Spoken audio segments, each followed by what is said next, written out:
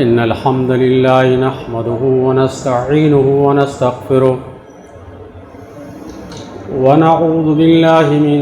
شرور أنفسنا ومن سيئات أعمالنا من يهده الله فلا مضل له ومن يضلل فلا هادي له وأشهد أن لا إله إلا الله وحده لا شريك له وأشهد أن محمدًا عبده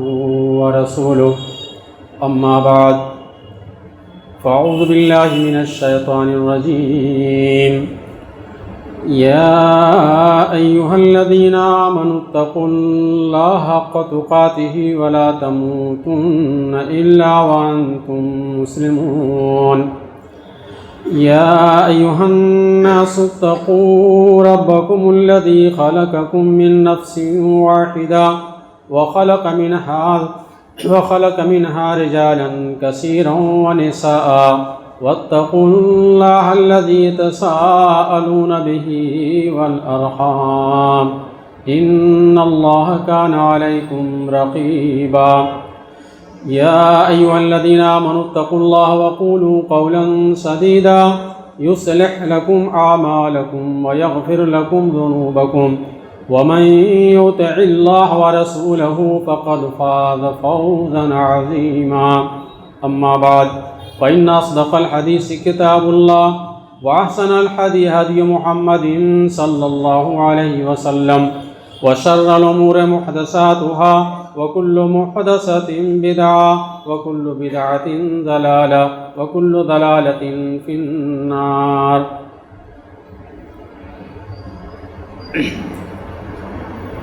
محترم اسلامی بھائیوں، بزرگوں اور نوجوان ساتھیوں، عزیز بچوں،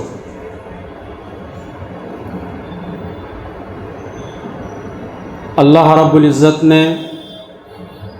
ارشاد فرمایا وذکر ان الذکریٰ تنفع المؤمنین، کہ آپ نصیحت کیجئے۔ نصیحت کرنا یہ مومنوں کے لیے نفع بخش ہے۔ اسی کے پیش نظر آج آپ حضرات کی خدمت میں حاضر ہو گیا ہوں۔ کوئی میں خاص مقرر نہیں، لیکن امیر محترم فضیلت الشیخ عبدالسلام سلفی حفظہ اللہ کا حکم تھا، ان کا خلوص اور محبت کہ ان کی بات کو میں ٹال نہیں سکا اور ٹالنا بھی نہیں چاہیے۔ اپنے امیر اور اپنے بزرگ کی بات کو، اور در حقیقت یہی جذبہ ہم مسلمانوں کے اندر پیدا ہو جائے کہ ہم اپنے سربراہ اور امیر کی اطاعت اور فرما برداری کا جذبہ اپنے دلوں کے اندر رکھیں تو ہمارے بہت سے مسائل حل ہو سکتے ہیں۔ ہماری جماعت اور جمعیت کے اندر انضباط اور ڈسپلن آ سکتی ہے اور اس کے مقاصد حاصل ہو سکتے ہیں۔ وہ اس لیے کہ یہ بات اظہر من الشمس ہے، روز روشن کی طرح واضح ہے کہ کوئی بھی سماج، کوئی بھی معاشرہ، کوئی بھی سوسائٹی بغیر آپسی اجتماع اور آپسی اتحاد اور نظم اور انضباط کے وہ کامیاب نہیں ہو سکتی ہے۔ یہ چیز تو انسان کو سیکھنے کے لیے اللہ رب العزت نے بعض حیوانوں کے اندر یہ خاصیت رکھی ہے کہ ایک حیوان بھی اپنے مقاصد کو حاصل کرنے کے لیے، اپنی ضرورتوں کو پوری کرنے کے لیے، اپنی سوسائٹی اور اپنی جماعت کو بچانے کے لیے وہ ایک منظم طریقے سے جیتا ہے اور ایک باقاعدہ تنظیم کے ساتھ وہ زندگی گزارتے ہیں۔ بعض حیوانوں کی نسلیں، دور مت جائیے، آپ قرآن کریم کی تلاوت فرماتے ہیں تو قرآن کریم کے اندر ایک سورہ نمل کے نام سے اللہ رب العزت نے نازل فرمائی ہے۔ سورہ نمل کا معنی چونٹی کے ہوتا ہے، جو ایک معمولی ایک حقیر مخلوق ہے اللہ تعالیٰ کی، لیکن قرآن کریم کے اندر اللہ رب العزت نے اس ایک چھوٹی سی حقیر مخلوق کے نام سے قرآن کی ایک سورہ کا نام دیا، تو اس کے متعلق بعض علماء مفسرین کا کہنا ہے کہ اس کی بہت سی وجوہات اور خصوصیتوں میں سے، حکمتوں میں سے ایک حکمت یہ ہے کہ یہ چونٹیاں یہ انتہائی منظم طریقے سے اپنے سربراہ اور امیر کی قیادت کے اندر زندگی گزارتی ہیں، جس کے اندر انسانوں کے لیے اور مسلمانوں کے لیے سبق ہے۔ اس لیے یہ سبق اور عبرت کے طور پر اللہ تعالیٰ نے یہ مسلمانوں کے لیے جو قرآن کریم دیا، قیامت تک کے لیے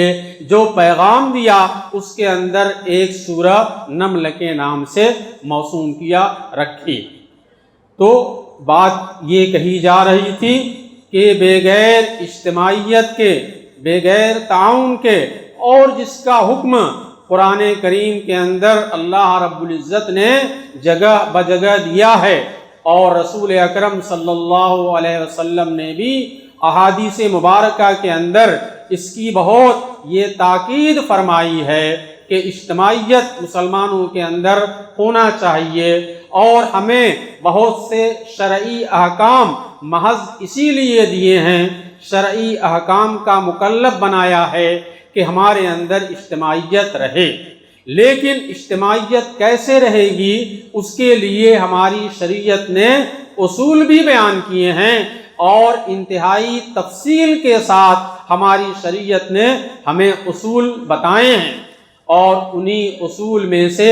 یہ ہے کہ لا جماعت بدون امیر، کہ بغیر امیر کے،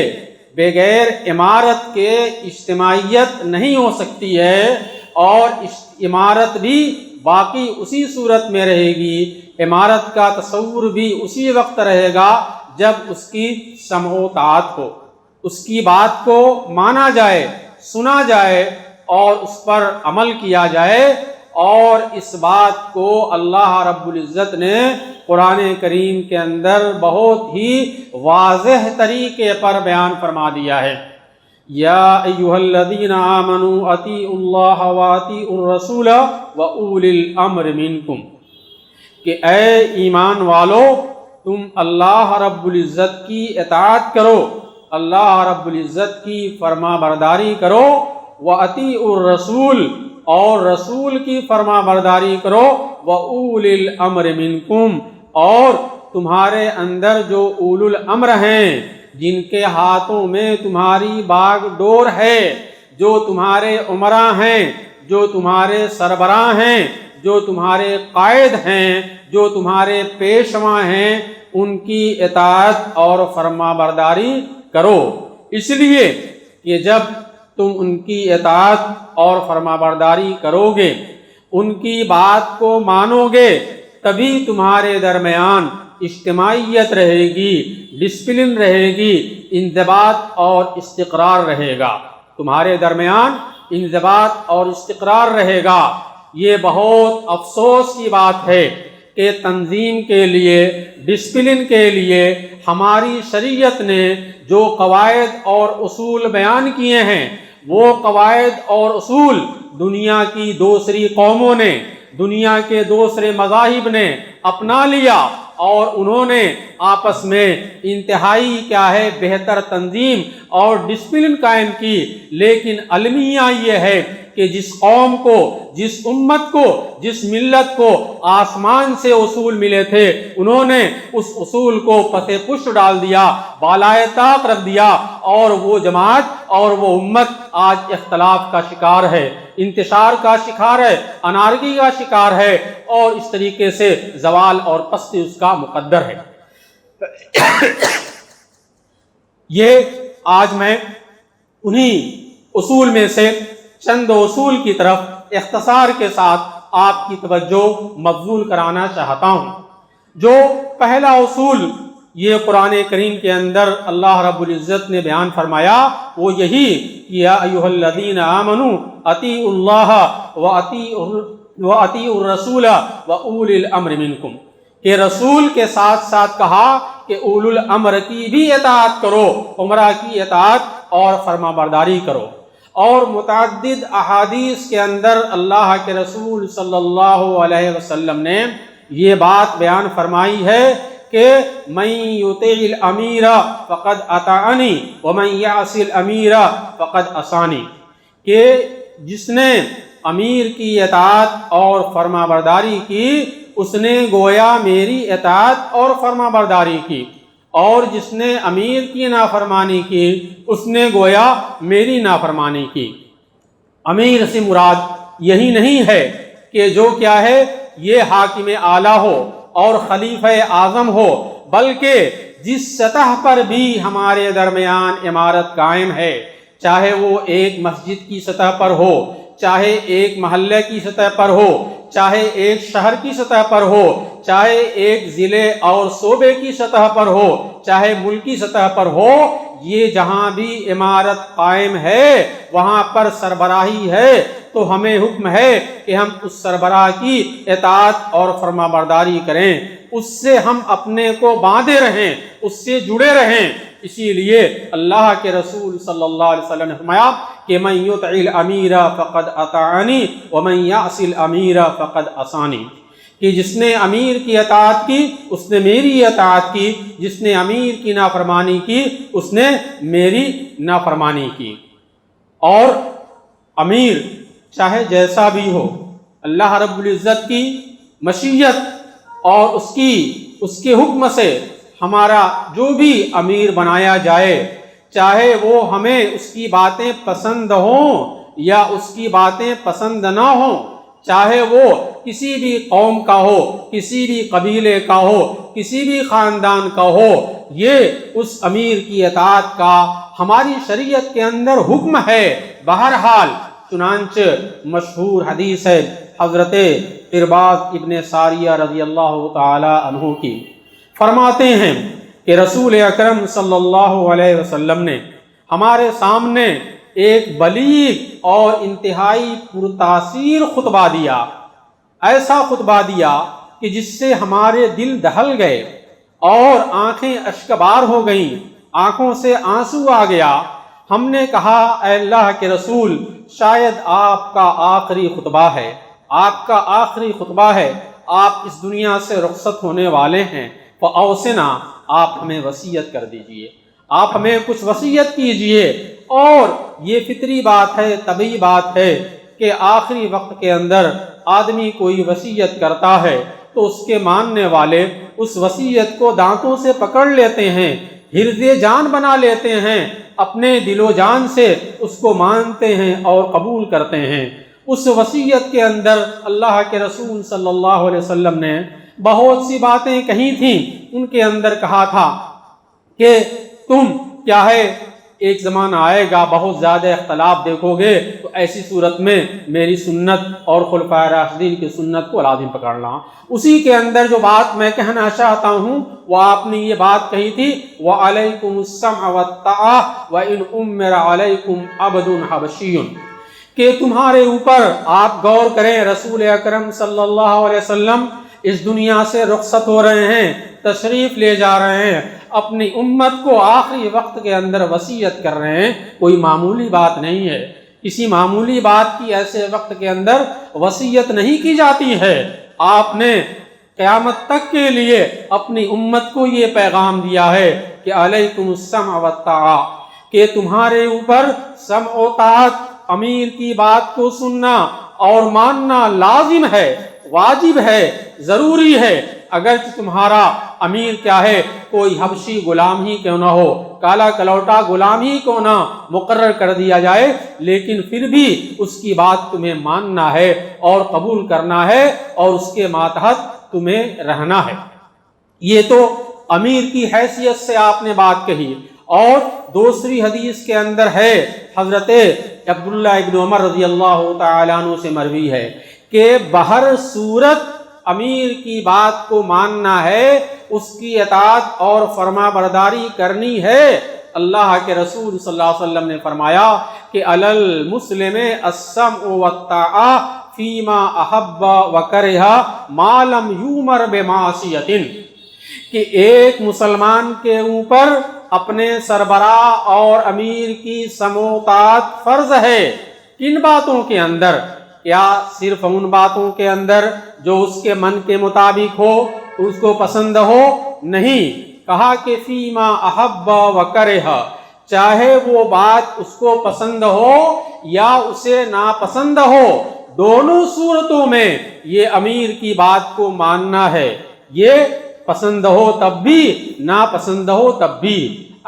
یہ ہو نہیں سکتا کہ امیر کی ساری باتیں 100% آپ کی پسند کی ہوں۔ امیر ایک ہے، ان کے ماتحت رعایا کیا ہیں، سینکڑوں ہیں، ہزاروں ہیں، لاکھوں ہیں، ہر ایک کی پسند الگ الگ ہو سکتی ہے۔ یہ ہو نہیں سکتا، ناممکن ہے کہ امیر کی پسند ہر ایک کی پسند کے مطابق ہو۔ اسی لیے شارع علیہ السلام نے، جن کو آسمان سے وحی آتی ہے، ہماری شریعت آسمانی ہے، کسی انسان کے عقل اور اس کے مزاج کی اپج نہیں ہے، اس شارع نے یہ بات بتائی کہ فیما احب وکرہ، چاہے وہ بات کیا ہے، یہ انسان کو ماتحت کو پسند ہو یا پسند نہ ہو، اس کے اندر بھی اطاعت اور فرما برداری کرنی ہے۔ گویا اللہ کے رسول صلی اللہ علیہ وسلم نے امیر سے سرتابی، امیر سے سرکشی اور بغاوت کے راستے کو بند کر دیا ہے۔ عام طور سے ہوتا ہے، ایک انسان اپنے دل کو مطمئن کر لیتا ہے امیر کی نافرمانی پر، ارے جو کہہ رہے ہیں وہ ہمیں نہیں سمجھ میں آتا، ہمیں پسند نہیں ہے۔ تو اللہ کے رسول صلی اللہ علیہ وسلم نے کہا کہ نہیں، یہ شریعت تمہاری عقل اور چاہت پر مبنی نہیں ہے۔ چاہے امیر کی بات تمہیں پسند نہ ہو تب بھی تمہیں اس کی اطاعت اور فرما برداری تمہیں کرنی ہے۔ اسی طریقے سے اگر ہمیں نظر بھی آئے، ہوتا ہے بعض اوقات کہ ہماری نظر کے اندر یہ امیر ناانصافی کیے ہوتا ہے، کسی کے ساتھ ظلم کرتا ہے، تو اگر کسی کو نظر آئے تب بھی ایسا نہیں کرنا چاہیے کہ امیر کی عمارت سے اپنے کو الگ کر لے۔ صحیح مسلم کی روایت ہے، صحیح مسلم کی روایت ہے، اللہ کے رسول صلی اللہ علیہ وسلم نے فرمایا کہ علیکم السمع والطاعہ، علی المرء المسلم السمع والطاعہ ان ضرب ظہرک واخذ مالک۔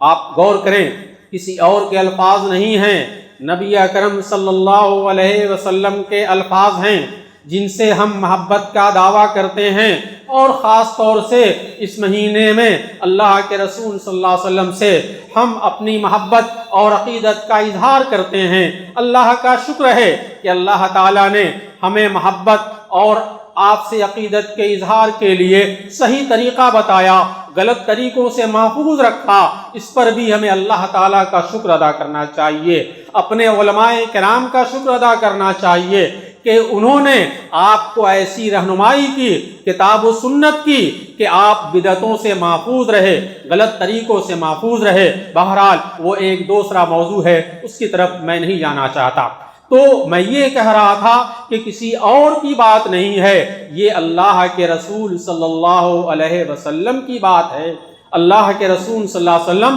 صحیح مسلم کی روایت کے اندر فرما رہے ہیں کہ ایک مسلمان کے اوپر لازم ہے کہ وہ امیر کی سمع و طاعت کو بجا لائے، اگرچہ وہ امیر کیا کرے، تمہاری پشت پر کوڑے لگائے اور تمہارے مال کو لے لے، یعنی تمہیں ایسا لگے کہ تمہارے اوپر زیادتی کر رہا ہے، تب بھی تمہیں بغاوت نہیں کرنی ہے، تمہیں سرکشی نہیں کرنی ہے، جماعت سے الگ نہیں ہونا ہے۔ یہ کس کی تعلیم ہے؟ ہمارے رسول پاک صلی اللہ علیہ وسلم کی تعلیم ہے۔ یہاں آپ کے ذہن میں یہ بات آ سکتی ہے کہ کیا اگر سربراہوں کی طرف سے یہ ظلم اور زیادتی ہو تو کیا ہم خاموش بیٹھے رہیں؟ کیا ہم خاموش بیٹھے رہیں، ظلم کو سہتے رہیں، منکر کام غلط کام ہوتا رہے ہم اسے برداشت کرتے رہیں؟ یقیناً ایسا نہیں ہے۔ ہمیں ظلم سہنے کا حکم نہیں دیا گیا ہے، منکر کو برداشت کرنے کا حکم نہیں دیا ہماری شریعت نے۔ جہاں پر منکر ہے منکر کو روکنے، غلط کام کو غلط کام کہنے اور بیان کرنے کا حکم ہے، لیکن ہماری شریعت نے سلیقہ سکھایا ہے۔ ہماری شریعت نے سلیقہ سکھایا ہے کہ ایسا نہیں ہونا چاہیے۔ ایسی صورت میں بھی ہمیں اپنے کو جماعت سے الگ نہیں کرنا چاہیے، بغاوت اور سرکشی نہیں کرنا چاہیے، اس کے ظلم پر، اس کی زیادتی پر اور اسی طرح اس کی بے حیا روی پر نشاندہی ہونا چاہیے، لیکن یہ شریعت کے اعتبار سے ہونا چاہیے، شریعت کے طریقے پر ہونا چاہیے۔ میں بتاؤں گا شریعت کے اندر کیا واضح تعلیمات ہے، لیکن اس موقع پر میں امام اہل سنہ امام احمد ابن حنبل رحمۃ اللہ علیہ کا ایک واقعہ بیان کر دینا چاہتا ہوں جو تاریخ کی کتابوں کے اندر سنہری حروف سے لکھا گیا ہے کہ سن 2 ہجری کے اندر عباسی دور خلافت میں یہ خلق قرآن کا فتنہ ایک عظیم فتنہ تھا کہ جس نے فتنے نے بڑے بڑے علماء کو اپنی زد کے اندر لے لیا تھا، لیکن چند ایسے علماء ربانیین تھے کہ جو حق پر ثابت قدم رہے۔ یعنی حکومت کا موقف، عباسی حکومت اور خلیفے کا موقف، یہ معتزلہ کے اثر سے یہ کتاب و سنت کے برخلاف تھا، کتاب و سنت کے برخلاف تھا۔ وہ خلق قرآن کے قائل تھے، قرآن کے مخلوق ہونے کے قائل تھے، لیکن کتاب و سنت کی روشنی میں جو ہمارا عقیدہ ہونا چاہیے کہ اللہ کی کتاب، اللہ کا کلام کیا ہے؟ غیر مخلوق ہے، تو اس عقیدے پر چند علماء ربانیین ہی باقی رہ گئے تھے، اور جو ثابت قدم رہے انہیں مصیبتیں جھیلنا پڑا، حکومت وقت کے کوڑے برداشت کرنے پڑے، لیکن علماء ربانیین اپنی جگہ سے نہیں ہٹے۔ انہی علماء ربانیین میں سے امام اہل سنہ امام احمد ابن حنبل رحمہ اللہ بھی تھے۔ ایسے برے وقت کے اندر، ایسے ماحول کے اندر جب ان کو ستایا جا رہا تھا تو کچھ لوگ امام احمد ابن حنبل رحمۃ اللہ علیہ کے پاس آئے، شاید اس امید پر کہ ہم خلیفہ وقت معتصم سے بغاوت کرنا چاہتے ہیں، ہمیں امام احمد بن حنبل کی تائید حاصل ہو جائے گی، اس لیے کہ حکومت وقت ان کے خلاف ہے، ان کے ساتھ زیادتی کر رہی ہے۔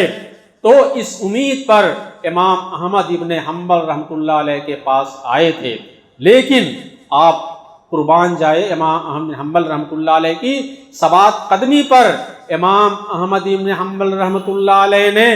ایسا جواب دیا کہ ان کی امیدوں پر پانی پھر گیا، اور یہ قیامت تک کے لیے ہمارے لیے مشعل راہ بن گیا۔ اہل سنت والجماعت کے لیے، کتاب و سنت کی پیروی کرنے والوں کے لیے یہ مشعل راہ بن گیا۔ امام احمد ابن حنبل رحمۃ اللہ علیہ نے فرمایا کہ علیکم النکرۃ بقلوبکم، یہ خلیفہ معتصم ایک غیر شرعی کام کر رہا ہے، اس کا حکم دے رہا ہے، تو تم اس وقت طاقت کے ذریعے اس کا دفاع نہیں کر سکتے، تم اس پوزیشن میں ہو کہ تم اپنے دل سے اسے منکر اور غلط جانو۔ اگرچہ ایمان کا ادنا درجہ ہے، کہا کہ صورتحال ایسی ہی ہے کہ ہم کیا کریں، ہاتھ نہ اٹھائیں، بغاوت نہ کریں، کہا کہ تم اپنے دل سے اس غلط کام کو غلط جانو۔ اور امام احمد بن حنبل رحمۃ اللہ نے کہا کہ وَلَا تَخْلَعُوا يَدًا عَنْ طَاعَةٍ، امام جو خلیفہ مسلمین ہے اس کی اطاعت سے تم اپنے ہاتھ کو مت کھینچو، ایسی صورت کے اندر بھی ولا تشقوا اصل مسلمین، اور مسلمانوں کی اجتماعیت کی وجہ سے ان کی جو طاقت اور قوت ہے اس طاقت اور قوت کو تم مت توڑو،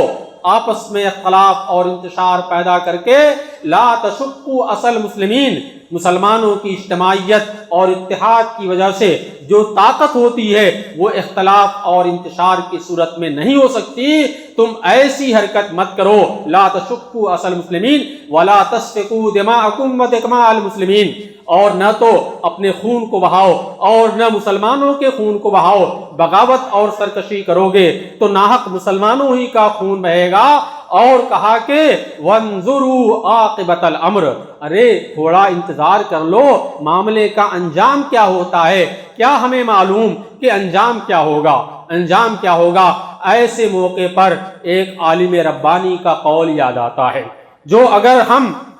اپنی زندگی میں اپنا لیں تو یقیناً ہماری بہت سی پریشانیاں، ہماری الجھنیں دور ہو سکتی ہیں۔ اس عالم ربانی نے فرمایا کہ ہم مسلمان جو ہیں مکلف ہیں بالامور الشرعیہ، انسان ایک مسلمان مکلف ہے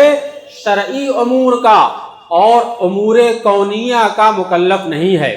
مطلب مختصر یہ کہ کائنات کے اندر کیا ہو رہا ہے، کیا ہوا، کیا ہوگا،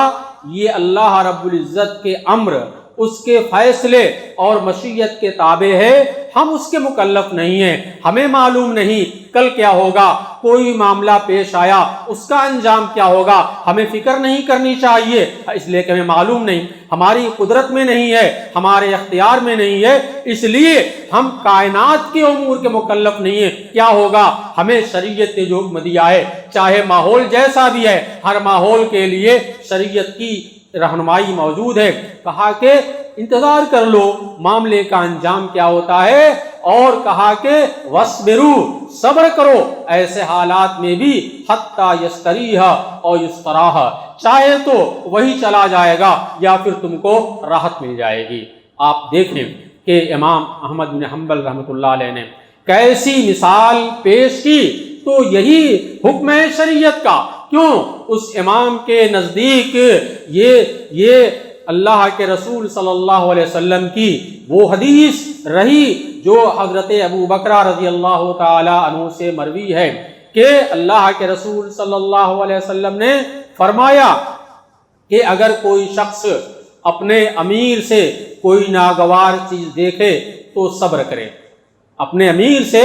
کوئی ناگوار چیز دیکھے تو صبر کرے، اس لیے کہ جو شخص من خرج عن طاعت الامیر شبرا فمات مات میتۃ جاہلیہ، کہ اگر کوئی شخص اپنے پیشوا، قائد اور امیر کی امارت سے ایک بالشت بھی مثال کے طور پر بیان کیا گیا ہے باہر ہوتا ہے اور اسی حالت میں یعنی جماعت سے الگ ہو کر کے اس کی وفات ہو جاتی ہے تو اس کی موت جاہلی موت ہوگی، جاہلیت کے طریقے پر اس کی موت ہوگی۔ ظاہر بات ہے یہ امام اہل سنہ امام احمد بن حنبل رحمۃ اللہ علیہ کے پیش نظر یہ بات رہی ہوگی، تبھی انہوں نے یہ مستحکم بات کہی تھی۔ اسی طرح اطاعت اور فرما برداری کے ساتھ یہ ضروری ہے کہ یہ اپنے پیشوا، اپنے قائد اور امام و امیر کے ساتھ ہمارے دلوں کے اندر خیر خواہی کا جذبہ ہو، خیر خواہی کا جذبہ ہو، ان کی بدخواہی کا جذبہ نہ ہو، اس لیے کہ حضرت تمیم بن داری رضی اللہ تعالیٰ عنہ سے مروی ہے اللہ کے رسول صلی اللہ علیہ وسلم نے فرمایا کہ الدین النصیحہ، کہ دین سراپا خیر خواہی کا نام ہے۔ صحابہ کرام نے پوچھا لمن یا رسول اللہ، کس کے ساتھ خیر خواہی؟ اللہ کے رسول نے فرمایا کہ للہ ولرسولہ ولکتابہ ولائمۃ المسلمین وعامتہم، کہا کہ خیر خواہی کا جذبہ اللہ تعالیٰ کے لیے، اس کی کتاب کے لیے، اس کے رسول کے لیے، ائمہ مسلمین کے لیے اور عامت المسلمین کے لیے ہونا چاہیے۔ تو اس حدیث کے اندر ائمہ مسلمین کے لیے بھی خیر خواہی کا جذبہ ہمارے دلوں کے اندر ہونا چاہیے، اور اسی بات کو ایک دوسری روایت کے اندر بھی جو حضرت ابو ہریرہ رضی اللہ تعالیٰ عنہ سے مروی ہے، اللہ کے رسول صلی اللہ علیہ وسلم نے فرمایا کہ ان اللہ ان اللہ رضی لکم ثلاثا و سخط لکم ثلاثا، او کما قال علیہ الصلوۃ والسلام کہ ان اللہ یرضی لکم ثلاثا و یسخط لکم ثلاثا، کہ اللہ رب العزت تمہارے لیے 3 باتوں کو پسند کرتا ہے اور 3 باتوں کو تمہارے لیے ناپسند کرتا ہے۔ وہ 3 باتیں جو اللہ رب العزت جو تم سے چاہتا ہے، پسند کرتا ہے،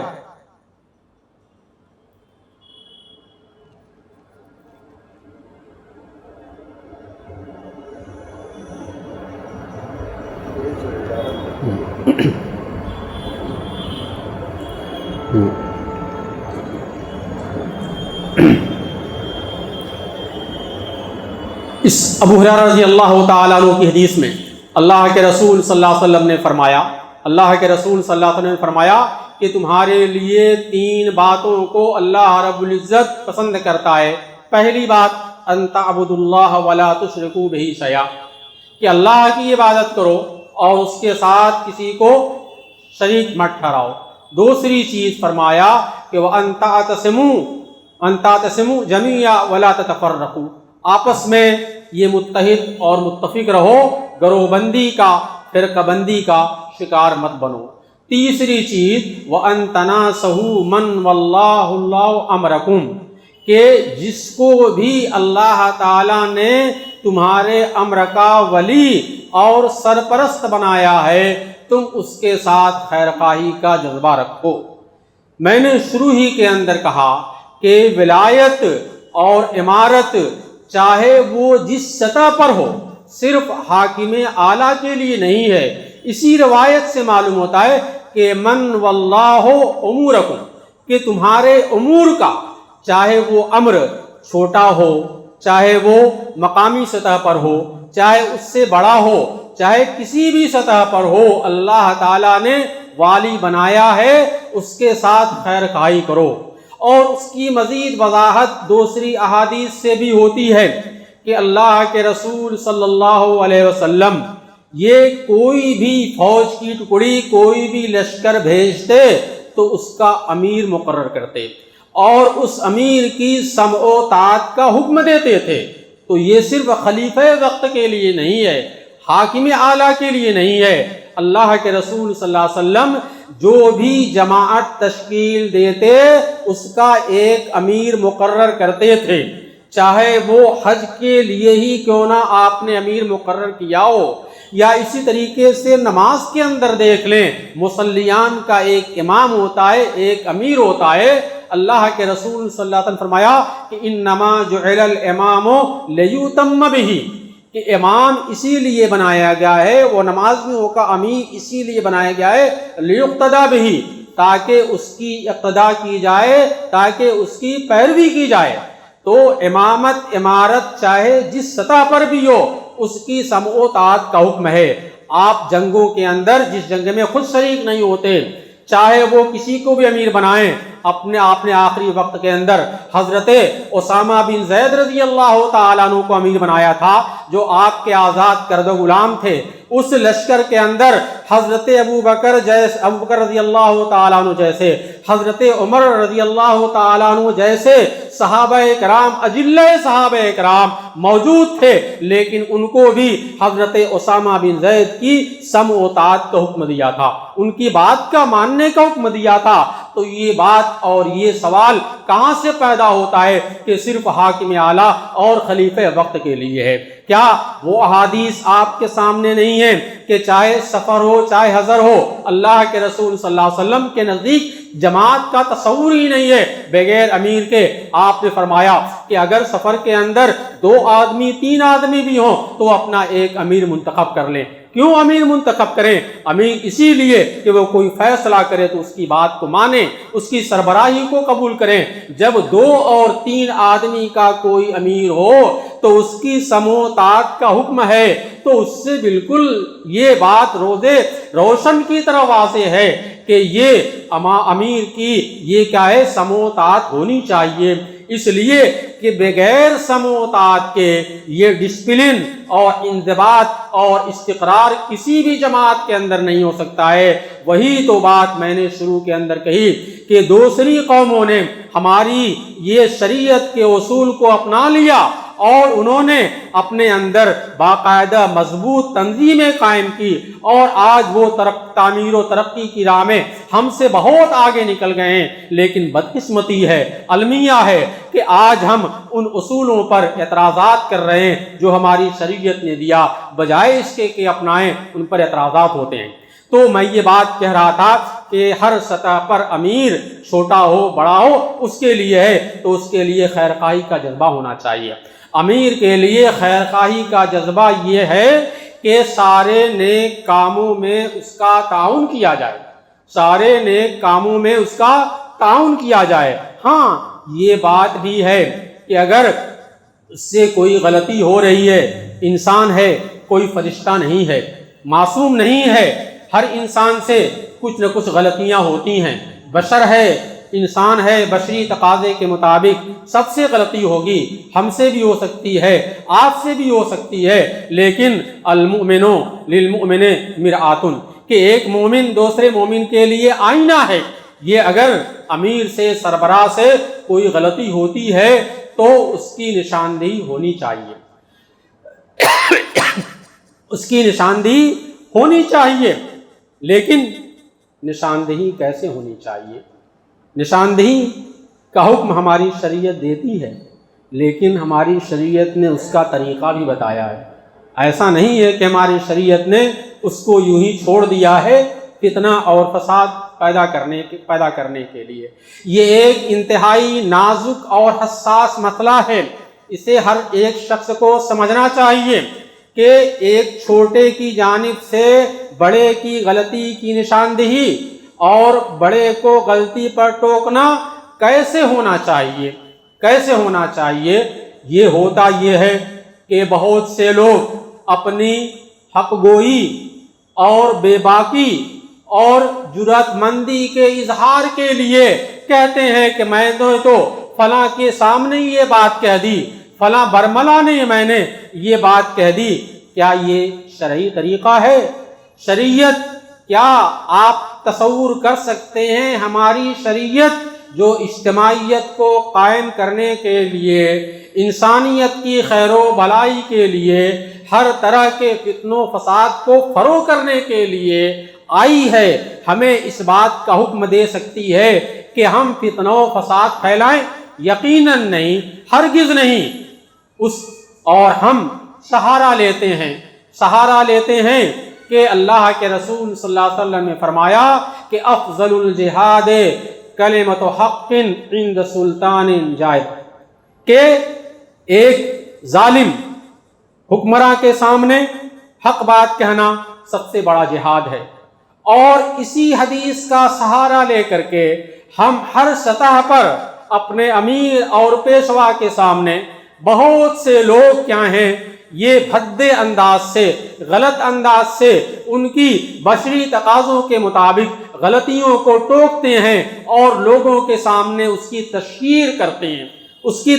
کرتے ہیں اور سمجھتے ہیں کہ ہم نے بہت نیک کام کیا، بہت بڑا جہاد کیا، یہ ان کی خوشفہمی ہوتی ہے۔ لیکن میرے اسلامی بھائیوں، کتاب و سنت کے ماننے والوں، قرآن و حدیث کے ماننے والوں، منہج سلف کا دعویٰ کرنے والوں، یہ ہمارے سلف کا ہرگز طریقہ نہیں رہا ہے۔ ہمارے پیغمبر نے، ہمارے رسول نے یہ طریقہ نہیں سکھایا ہے۔ چنانچہ طریقہ کیا ہے؟ وہ طریقہ بھی اسی لیے ہمارے نبی نے، ہمارے رسول نے واضح طریقے پر بتا دیا ہے کہ یہ حساس اور نازک مسئلہ ہے، اگر یہ شریعت کی رہنمائی نہ ہو تو فتنہ اور فساد پیدا ہوگا، جھگڑا ہوگا، اختلاف اور انتشار ہوگا، تباہی ہوگی۔ سنیے، ہماری شریعت نے، شارع حکیم نے، ہمارے نبی نے وہ طریقہ بیان فرمایا ہے۔ حضرت ایاز ابن غنیم رضی اللہ تعالی عنہ سے مروی ہے، حضرت ایاز بن غنیم رضی اللہ تعالی عنہ سے مروی ہے، فرماتے ہیں کہ اللہ کے رسول صلی اللہ علیہ وسلم نے فرمایا کہ اذا اراد احدکم النصح لذی سلطان لذی سلطان کہا کہ اگر تم میں کا کوئی شخص ذی سلطان کسی بھی سطح پر حاکم ہے، یہ کیا ہے، اس کے ہاتھ میں اقتدار ہے اور طاقت ہے، حاکم ہے، اس سے نصیحت کرنا چاہتا ہے، اس کو کوئی بات بتانا چاہتا ہے، اس کی غلطیوں کی نشاندہی کرنا چاہتا ہے، تو کیسے کرے؟ کیسے کرے؟ طریقہ بتایا ہے نبی نے، کہا کہ فلا یبدہ علانیۃً، کہا کہ علل اعلان، اس کو ظاہر نہ کرے، برسر عام اسے ظاہر نہ کرے، لوگوں کے سامنے اس کی غلطی کی نشاندہی نہ کرے، اس لیے کہ اگر ایسا کرے گا ظاہر بات ہے فتنہ اور فساد پیدا ہوگا۔ تو کیا فتنہ اور فساد کی تعلیم ہماری شریعت دے گی، ہمارے آقا دیں گے، ہمارے نبی دیں گے؟ نہیں، ہرگز نہیں۔ آپ نے بتایا طریقہ، فلا یبدہ علانیۃً، اسے علل اعلان، برسر عام لوگوں کے سامنے اس کی غلطی ظاہر نہ کرے، اس کو برسر عام نصیحت نہ کرے۔ کیسے کرے؟ کہا کہ وَلْيَأْخُذْ بِيَدِهِ وَيَخْلُو بِهِ، کہا کہ اس کا ہاتھ پکڑ کے دوسرے کنارے لے جائے، خلوت میں لے جائے، تنہائی میں لے جائے، جہاں پر اور کوئی نہ ہو، وہاں پر اس سربراہ، اس امیر اور اس اپنے قائد کی غلطی کی نشاندہی کرے۔ فَإِنْ قَبِلَ فَذَاكَ، اگر وہ قبول کر لیتا ہے تو یہ مطلوب ہے، اور اگر قبول نہیں کرتا ہے فقد بَرِئَ ذِمَّتُهُ، تو وہ بری ذمہ ہو گیا۔ کیا اس سے بھی بہتر تعلیم اور اصول کسی شریعت نے، کسی ملت نے، کسی قوم میں دیا ہے؟ یقیناً نہیں دیا ہے۔ لیکن آج ہم دعویٰ کرتے ہیں کہ ہم متبع رسول ہیں، فلانے وہ بدعتی ہیں، ضلالت و گمراہی پر ہیں، اور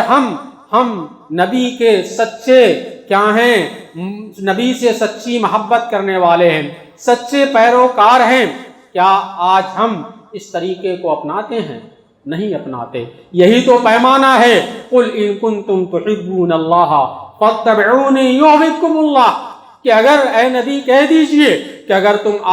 تم اللہ سے محبت کرتے ہو تو میری پیروی کرو، میری بات کو مانو، میری سنت کو اپناؤ۔ اگر آج ہماری جماعت کتاب و سنت کا دعویٰ کرنے والی اگر اللہ کے رسول صلی اللہ علیہ وسلم کی اس تعلیم کو اپناتی تو شاید ہماری جماعت اور جمعیت کا وہ حال نہ ہوتا جو آج حال ہے۔ ہم دنیا کی سب سے منظم قوم ہوتے، ہمارے اندر سب سے زیادہ ڈسپلن ہوتی، ہم سب سے زیادہ انسانیت کی فلاح و بہبود کے لیے کام کرنے والے ہوتے، ہم اسلام کے سچے ترجمان ہوتے، لیکن ہم چھوٹی چھوٹی باتوں کے اندر الجھے ہوئے ہیں۔ ہم منہج سلف کا دعویٰ تو کرتے ہیں لیکن ہم اسے سمجھنے کی اور اس پر عمل کرنے کی کوشش نہیں کرتے۔ اسی طریقے سے سلف کا منہج، ہمارے اسلاف کا منہج، یہ ائمہ کے ساتھ، عمرہ کے ساتھ خیر خواہی کا یہ بھی ہے کہ ہم ان کے لیے دعائیں کریں، ان کے لیے دعائیں کریں، اس لیے کہ دعاؤں کے اندر یہ صرف ان کی بھلائی نہیں ہے۔ یہ نہ سوچے کہ اگر ہم اپنے امام اور امیر کے لیے دعا کرتے ہیں تو صرف ان کے حق میں دعا کر رہے ہیں، نہیں، ہم ان کے حق میں نہیں دعا کر رہے ہیں صرف، بلکہ اپنے لیے بھی دعا کر رہے ہیں اور اپنی قوم کے لیے بھی دعا کر رہے ہیں، اپنے ملک کے لیے بھی دعا کر رہے ہیں۔ چنانچہ السیاست الشرعیہ کے اندر یہ حضرت امام احمد ابن حنبل اور اسی طرح حضرت فضیل ابن عیاض دونوں ائمہ سے یہ بات منقول ہے، ملتی جلتی بات منقول ہے کہ ان لوگوں نے کہا کہ اگر ہمیں پتہ چل جاتا کہ اگر ہماری کوئی ایک دعا اللہ تعالیٰ کی بارگاہ میں قبول ہوگی، اگر ہماری کوئی ایک دعا اللہ تعالیٰ کی بارگاہ میں قبول ہوگی تو ہم اپنے امام اور امیر کے لیے دعا کرتے۔ لوگوں نے پوچھا کیوں؟ کہا کہ اس لیے کہ امیر کے لیے، امام کے لیے دعا کریں گے تو فیہ صلاح العباد والبلاد، اس کے اندر بندوں کی بھلائی ہے، اللہ کے بندوں کی بھلائی ہے، اور کیا ہے، ملک و قوم کی بھلائی ہے۔ اس لیے کہ امیر اور امام صحیح راستے پر رہیں گے، خیر کا کام کریں گے تو یہ کیا ہے، سارے لوگوں کی اس کے اندر بھلائی ہے، اور اگر ہم اپنے لیے دعا کرتے تو صرف ہمارے ساتھ بھلائی مخصوص ہوتی۔ یہ دیکھیں سلف کا منہج تھا، سلف کا طریقہ تھا اپنے امام اور امیر کے لیے۔ اور اسی طرح کی بات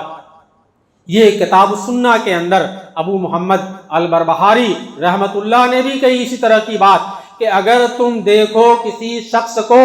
کہ وہ اپنے امام اور سربراہ کے لیے بد دعا کر رہا ہے، اپنے امام اور سربراہ کے لیے بد دعا کر رہا ہے، تو سمجھ لو کہ وہ کیا ہے، اپنی خواہشات نفس کا پیروکار ہے، وہ نبی کا پیروکار نہیں ہے، نبی کی سنت کا پیروکار نہیں ہے۔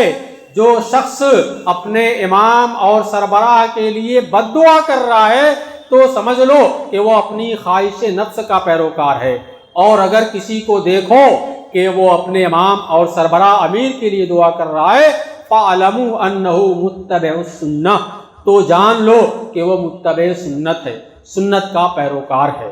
تو یہ اپنے امام اور امیر سے یہ خیر و بھلائی کا یہ جذبہ ہونا چاہیے، اور یہ ہماری شریعت کی تعلیم ہے۔ بس میں ایک اور واقعے کے بعد اپنی بات ختم کر دوں گا کہ ایک حضرت عثمان ابن عفان رضی اللہ تعالی عنہ کی شہادت کون نہیں جانتا کہ چند باغیوں کی بغاوت اور سرکشی کی وجہ سے ہوئی۔ خلیفہ ثالث ہیں، ذو النور ہیں، لیکن صرف چند سرفرے باغیوں کی وجہ سے ہوئی۔ تو ان کے تعلق سے ایک صحابی کا بیان ہے کہ میں اس کے بعد کسی کے قتل میں شریک نہیں ہوں گا۔ مقتل عثمان کے بعد لوگوں نے پوچھا ایسا کیا آپ شریک تھے کیا حضرت عثمان بن عفان رضی اللہ تعالیٰ عنہ کے قتل کے اندر؟ کہا کہ نہیں، شریک تو نہیں تھا، لیکن میں نے ان کی غلطیاں لوگوں کے سامنے ذکر کی، اس لیے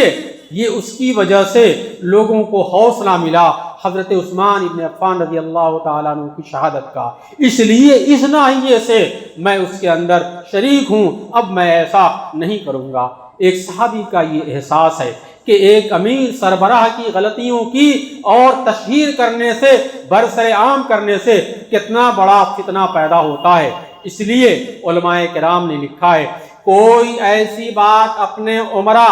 اور جو دینی سربراہ علماء ہیں ان کے تعلق سے نہیں کرنی چاہیے کہ جس سے ان کا رعب اور ان کی ہیبت کم ہو، اس لیے کہ عمرا اور اسی طرح علماء کے تعلق سے ایسی باتیں کرنا جس سے ان کا رعب اور ان کی ہیبت یہ لوگوں کے دلوں سے اڑ جائے، اس کے اندر خیر اور بھلائی نہیں ہے، قوم کی بربادی ہے، اس لیے ایسا کوئی کام نہیں کرنا چاہیے۔ اور اس کی تائید، اس قول کی تائید یہ حدیث رسول سے ہوتی ہے جو حضرت ابوبکر رضی اللہ تعالیٰ عنہ سے مروی ہے، غالباً وہ سنن ترمذی کی روایت ہے، اور امام ترمذی رحمۃ اللہ علیہ نے اسے حسن کہا ہے کہ من اہان السلطان اہانہ اللہ، کہ جو اپنے حاکم سلطان کی اہانت کرتا ہے، توہین کرتا ہے، تو اللہ تعالیٰ بھی اسے ذلیل اور رسوا کرے گا۔ تو یہی حال یہ عمراء اور علماء کا بھی ہے، ان کی ہیبت اور ان کا رعب کیا ہے، لوگوں کے دلوں میں قائم رہنا چاہیے۔ اگر ہم نے ان کو ذلیل کیا، نیچا دکھانے کی کوشش کی، تو پوری قوم ذلیل ہوگی، پوری قوم رسوا ہوگی۔ آج ہم وہی برے نتائج بھگت رہے ہیں۔ ہم ان احادیث نبویہ سے منہ موڑ لینے کی وجہ سے، احادیث رسول سے منہ موڑ لینے کی وجہ سے، تو الغرض یہ ضرورت اس بات کی ہے کہ آج کے اس گئے گزرے ماحول کے اندر، اس نازک دور کے اندر ہم پھر سے اپنے گریبان میں جھانک کر کے سوچیں کہ ہم کہاں تک یہ کتاب و سنت کا دعویٰ کرنے والے ہیں، کہاں تک ہم کتاب و سنت کی بات کو ماننے والے ہیں، کہاں تک اجتماعیت کی جو تعلیم ہے، اجتماعیت کو باقی رکھنے کے لیے ہماری شریعت نے جو عمارت کے اصول بیان کیے ہیں، جو بے نظیر اصول ہیں، کہاں تک ہم ان کو اپنا رہے ہیں، غور کرنے کی ضرورت ہے میرے بھائیوں۔ اللہ رب العزت سے دعا ہے کہ اللہ رب العزت ہمیں ان کتاب و سنت کی تعلیمات کو سمجھنے اور اس پر عمل کرنے کی توفیق عطا فرمائے۔ اللہ رب العزت ہماری صفوں کے اندر اتحاد پیدا کرے۔ اللہ رب العزت ہمارے اندر جو اختلاف اور انتشار ہے اسے دور کرے۔ اتحاد اور اتفاق کے جو اصول ہیں ان پر ہمیں عمل کرنے کی توفیق عطا فرمائے۔ جب تک ہمیں اس دنیا کے اندر رکھے، اسلام کے اوپر رکھے، خاتمہ ہو تو ایمان کے اوپر ہو۔ آمین۔ وآخر دعوانا ان الحمد للہ رب العالمین۔